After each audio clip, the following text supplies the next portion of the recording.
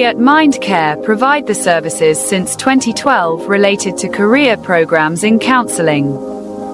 Specialized Professional Services Mindcare Counselling Center PVT. Limited. Awarded by International Achievers Conference on National Economic Development and Social Responsibilities, at N.S.D.C. Bharat, Mindcare Counselling Center is N.S.D.C's Silver Learning Partner. Mindcare Counselling Center is IOSH approved training provider. IOSH is the world's chartered body and largest membership organization for health and safety professionals. Relationship between health and safety culture and performance.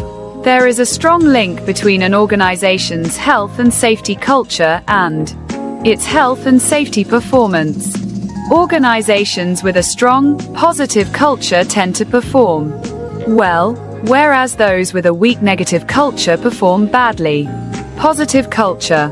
In organization with a positive health and safety culture, the majority of the workers think and feel that health and safety is important.